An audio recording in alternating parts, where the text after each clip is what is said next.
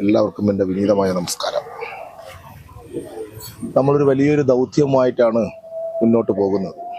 നമുക്കറിയാം, നേരത്തെ സൂചിപ്പിച്ചതുപോലെ കഴിഞ്ഞ കാലാംശങ്ങളിൽ നമ്മുടെ പ്രവർത്തനങ്ങളുമായി ബന്ധപ്പെട്ട്, നമ്മുടെ വിജയവുമായി ബന്ധപ്പെട്ട്, തുടർ വിജയവുമായി ബന്ധപ്പെട്ട്, തുടർ വികസനവുമായി ബന്ധപ്പെട്ടുള്ള ഒരു ധർമ്മത്തിനധിഷ്ഠിതമായ ഒരു കർമ്മവുമായി നാം മുന്നോട്ട് പോവുകയാണ്.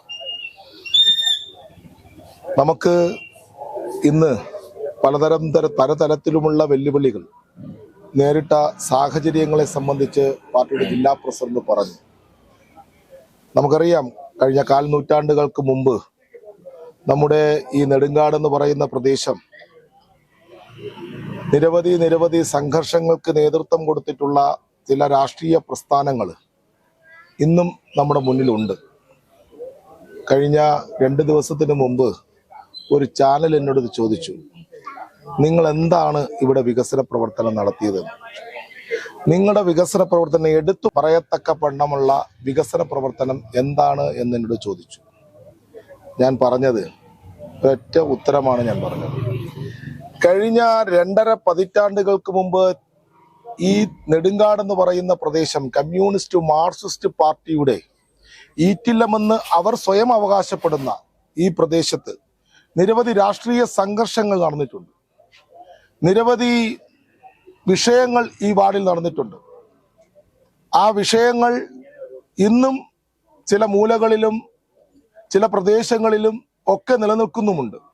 പക്ഷേ കഴിഞ്ഞ 5 വർഷക്കാലം ഒരു രാഷ്ട്രീയ സംഘർഷം പോലും നടക്കാത്ത ഒരു പ്രദേശമാണ് നെടുങ്കാട് എന്ന് അഭിമാനപൂർവ്വം എനിക്ക് പറയുവാൻ സാധിക്കുമെങ്കിൽ അതൊരു ഭരണ നേട്ടം തന്നെയാണ്, അതൊരു വികസനം തന്നെയാണ്.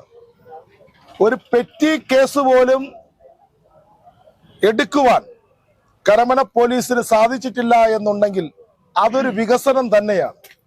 സ്നേഹത്തിന്റെയും സാഹോദര്യത്തിന്റെയും സഹവർത്തിത്വത്തിന്റെയും പ്രതീകമായി എല്ലാവരെയും ചേർത്ത് പിടിച്ചുകൊണ്ട്, എല്ലാവരും ഒരു കുടുംബാംഗങ്ങളാണ്, നെടുങ്കാടിലുള്ള ഒരു വ്യക്തിയും മറ്റൊരു കുടുംബാംഗമല്ല, നമ്മുടെ നെടുങ്കാടിന്റെ കുടുംബാംഗങ്ങളാണ് എന്നുള്ള കാഴ്ചപ്പാടോടുകൂടി നമ്മുടെ ഭാരതീയ ജനതാ പാർട്ടിയുടെ ആദർശമായ ഏകാത്മക മാനവ ദർശനം എന്ന് പറയുന്ന ആ ദർശനത്തിൽ ഊന്നി നിന്നുകൊള്ള ഒരു വികസന പ്രവർത്തനമാണ് നാം നടത്തിയത് എന്ന ആ ചാനലിന്റെ അഭിമുഖത്തിൽ ഞാൻ പറഞ്ഞു.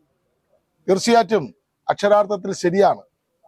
ഇവിടെ നിൽക്കുന്ന നമ്മുടെ പ്രവർത്തകരെ സംബന്ധിച്ചിടത്തോളം നമുക്കറിയാം, കഠിനമായി പ്രയത്നം നടത്തി 2020 ഇവിടെ താമര വിരിയിച്ചവരാണ്.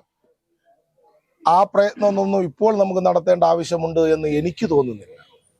കാരണം നിഷ്പ്രയാസം നമ്മുടെ ബീന RC 13-ാം തീയതി ബാലറ്റ് പെട്ടി പൊട്ടിക്കുന്ന സമയത്ത്, നെടുങ്കാടിന്റെ വാർത്ത പുറത്തു വരുന്ന സമയത്ത് നെടുങ്കാടിൽ താമര വിരിയുമെന്നുള്ള കാര്യത്തിൽ യാതൊരു സംശയവും എനിക്കില്ല എന്ന് ഈ അവസരത്തിൽ പറയുവാൻ ഞാൻ ആഗ്രഹിക്കുന്നു.